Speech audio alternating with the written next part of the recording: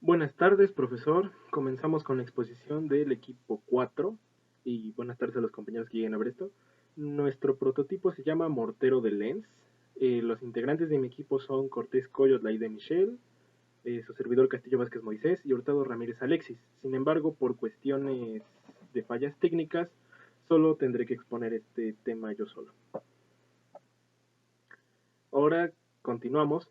Lo primero que vamos a ver es cómo se dividió esta presentación, qué es los objetivos de nuestro proyecto, nuestro marco teórico, la metodología, los trabajos futuros al realizar este proyecto y nuestra conclusión de aprendizaje que nos dejó realizar este proyecto. Ok, comenzamos. Objetivos del proyecto. Nuestro objetivo general es diseñar y simular un lanzador con la capacidad de disparar objetos mediante ondas electromagnéticas basadas en la interacción de un campo eléctrico con un campo magnético, que básicamente es todo lo que hemos aprendido en esta materia de electromagnetismo, y nuestro objetivo general es simplemente cumplir con todo lo que hemos aprendido y cumplir que lo entendemos y cómo realizarlo en una práctica. Objetivos particulares. Determinar la cantidad de voltios necesarios para impulsar una cantidad de aluminio en distancias cortas o distancias considerables. Como veremos más adelante en nuestro marco teórico, la ley de Lenz se trata sobre la fuerza que se tiene en un campo magnético rechazando a otro. Y ese es el objetivo particular, determinar cuántos voltios se deben utilizar para que cierta cantidad de material magnético, para material ferromagnético, sea lanzado con nuestro mortero.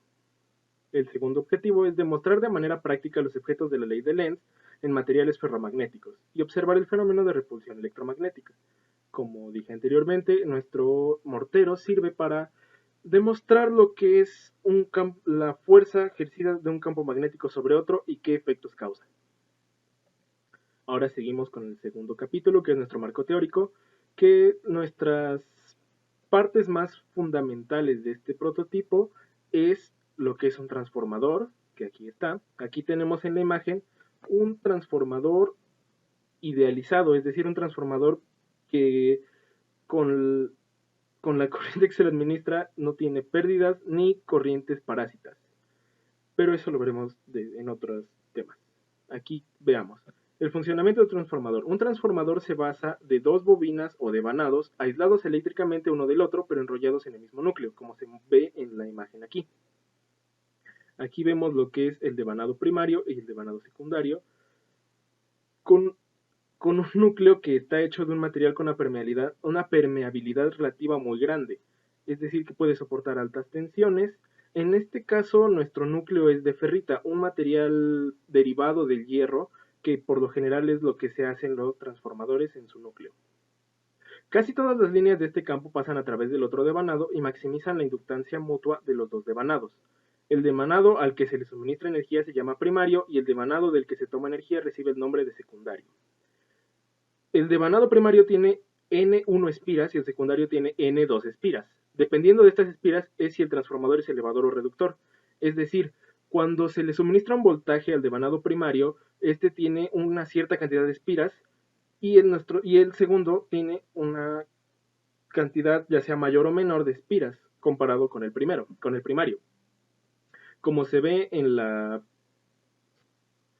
fórmula, todo depende del número de espiras, ya que al despejar el voltaje 1 o el voltaje 2, lo único que se mantiene constante son las espiras, que es lo que dependerá nuestro tipo de transformador. En este caso es un transformador elevador para este prototipo.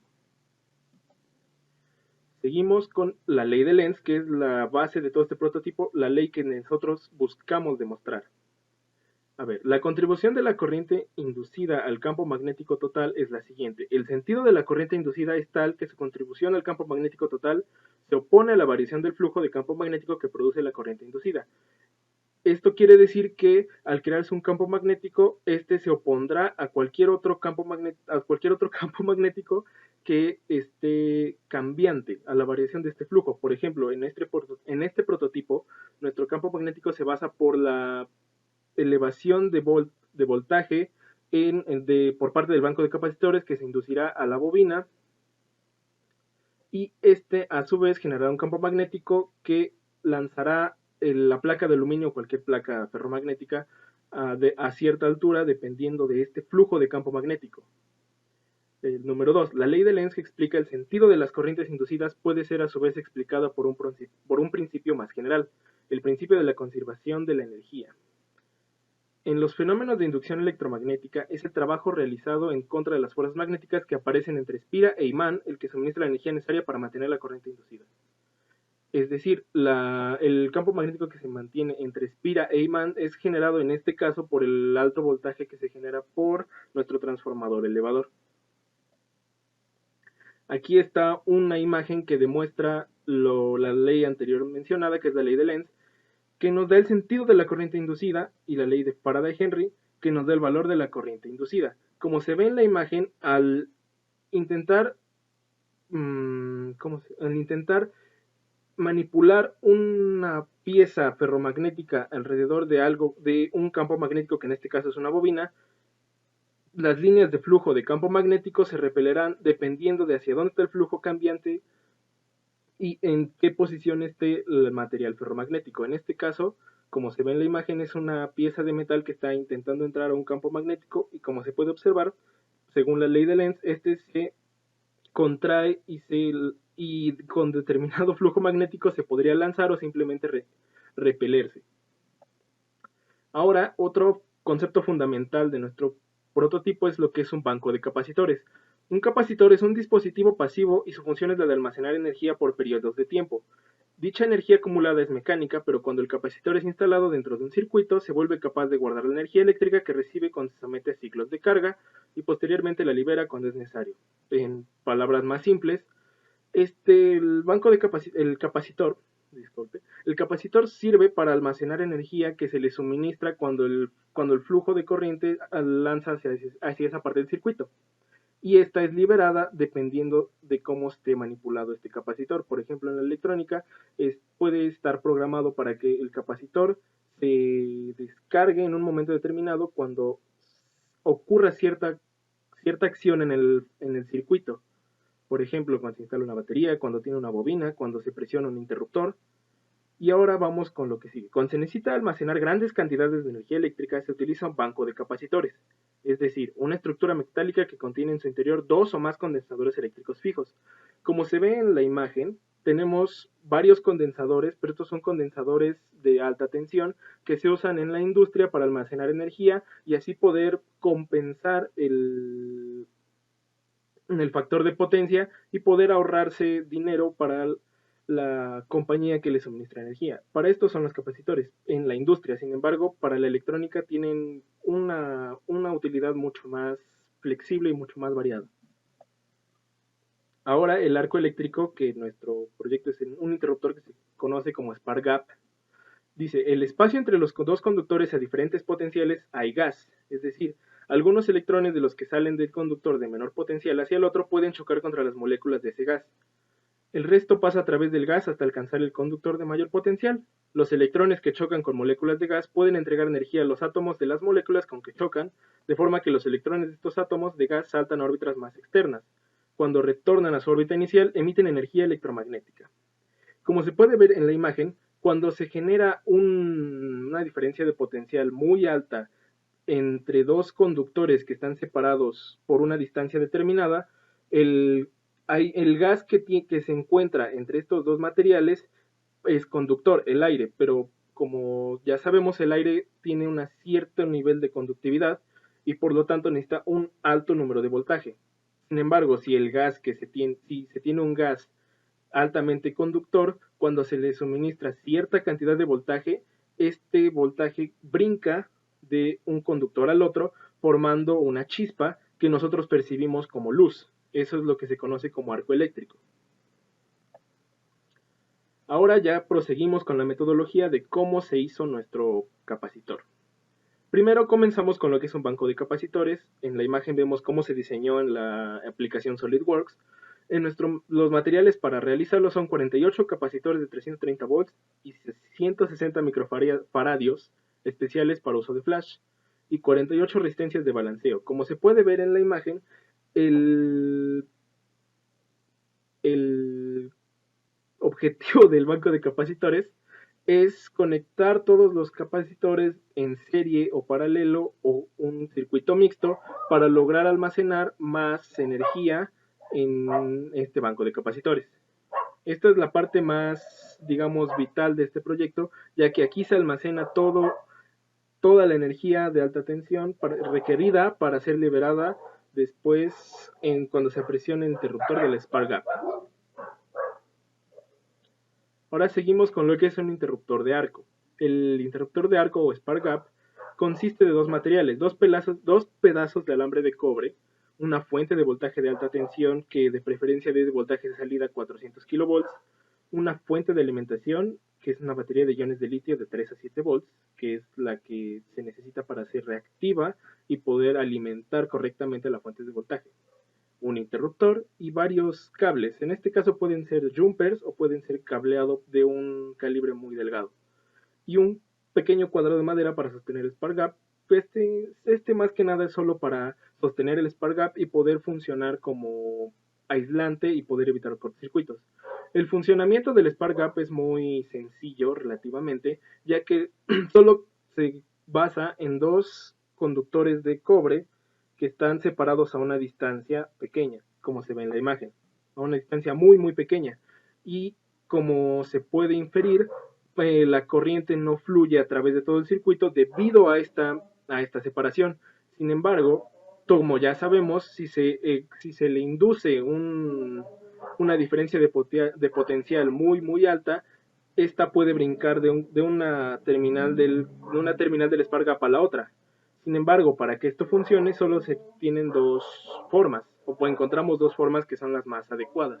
La primera es acercar los dos alambres de cobre lo más posible hasta que la chispa pase de una terminal a la otra, pero esto contiene pequeños problemas mecánicos y de seguridad, ya que al acercar tanto esto puede no funcionar y puede crearse un cortocircuito que, si se genera un alto voltaje extremadamente alto, pueda dañar nuestro circuito o incluso el spark gap.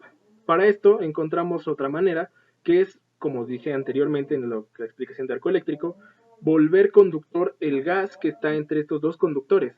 ¿Y cómo se hace esto? Gracias a todo este circuito que se muestra en la imagen, que el spark gap está conectado a la fuente de alto voltaje, que la fuente de alto voltaje, como se ve, está conectada a una terminal y a otra está conectada justo donde está la separación. Esto para formar un arco eléctrico que volverá conductor el aire entre el spark gap, y cuando se suministre la energía creada por el banco de capacitores, bueno, almacenada por el banco de capacitores, esta puede brincar de un lado a otro espontáneamente. Bueno, de una terminal a otra espontáneamente. Lo demás de este circuito es la batería de iones de litio que alimenta a la fuente de alto voltaje y el interruptor, que este interruptor es como seguridad para que solo se pueda crear el arco eléctrico cuando éste sea presionado. Ahora va el cargador de capacitores, que es lo más complicado de este prototipo, ya que lo que necesitamos es un transformador pequeño que se basa de un núcleo de ferrita, una película plástica, cinta de teflón que sirve como aislante y alambre magnético calibre 30. Y para poder hacer el cargador de capacitores, para poder excitar el núcleo del transformador, se necesita un circuito especial conocido como circuito Masili. No puedo ondear mucho en esto porque es algo un poco complejo que aún no llegamos a entender completamente, pero se puede realizar. Y la ventaja de este circuito Masili es un circuito oscilador que no requiere muchos componentes y puede elevar la potencia muy alta de nuestro banco de capacitores. Este circuito Masili se compone de dos MOSFETs de potencia de canal N, dos capacitores, 8 diodos. Bueno, los 8 diodos son para un puente rectificador. Este puente rectificador lo que hace es que, como en el devanado secundario de nuestro transformador sale corriente alterna, lo que hace este puente es convertirla en corriente directa para poder cargar nuestros capacitores, bueno, nuestro banco de capacitores. Pero sin embargo, al convertirla en corriente directa, el voltaje se eleva demasiado y esto hace que el banco de capacitores lo almacene, y esto pasa al spark gap, y el spark gap crea el choque de arco eléctrico para que todo el circuito se descargue de la manera más rápida posible, como veremos a continuación.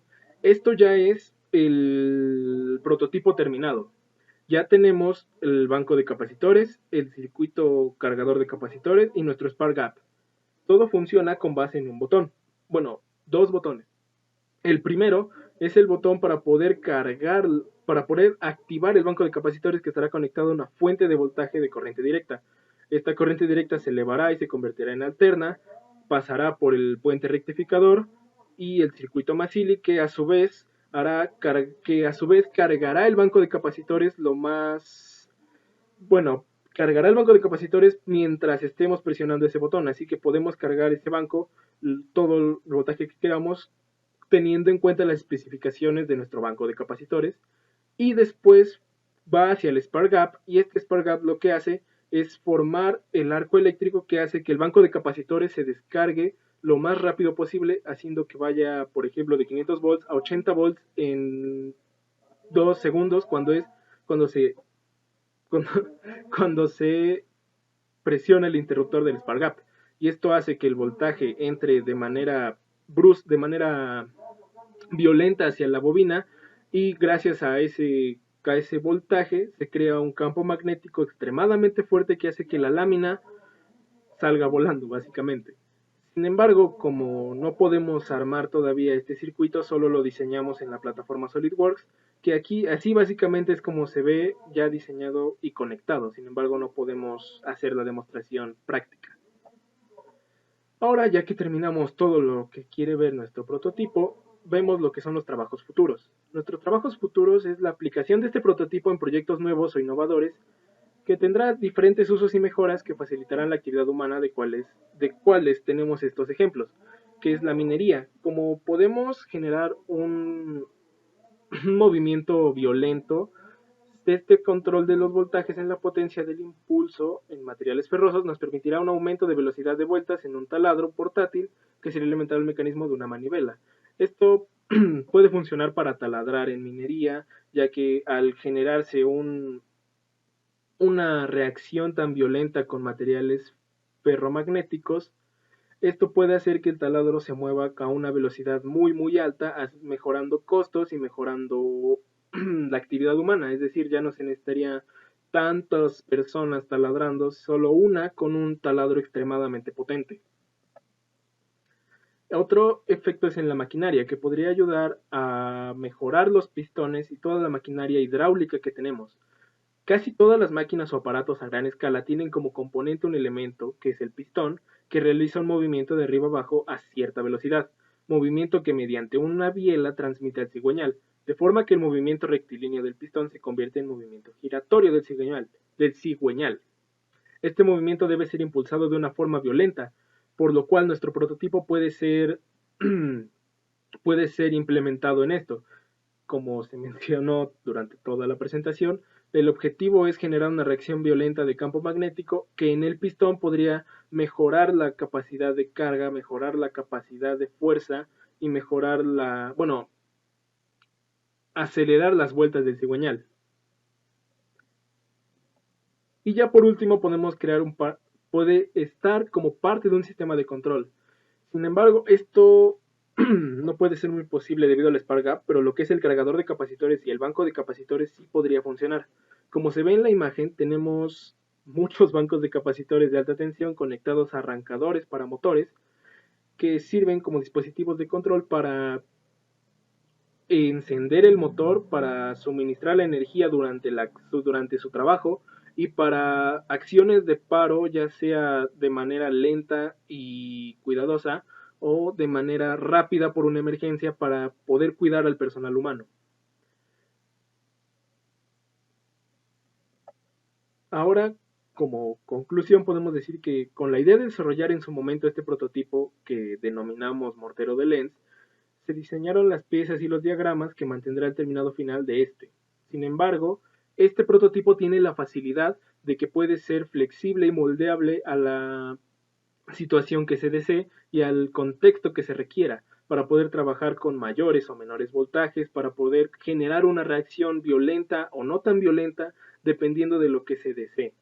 Y como aprendizaje podemos decir que este dispositivo que originalmente está diseñado para demostrar la ley de Lenz, todas las partes que posee, que es el banco de capacitores, el circuito Masili, el cargador de capacitores, nuestro transformador de ferrita. Todo eso nos ayudará en las materias futuras para crear circuitos que en su momento serán mucho más sofisticados y mucho más funcionales para poder generar todo tipo de reacciones. Por ejemplo, aquí tenemos la reacción de la ley de Lenz y las reacciones violentas que crea un campo magnético inducido por una corriente elevada de voltaje, digo, disculpe, una, un voltaje de alta tensión, un voltaje extremadamente alto, todas las reacciones violentas que se crean en base a eso y a su campo magnético inducido en una bobina. Bueno, eso sería todo. Espero que le haya agradado mi presentación y me disculpo por mis compañeros, pero esta fue la única manera que pudimos grabar. Así que eso sería todo de mi parte y muchas gracias.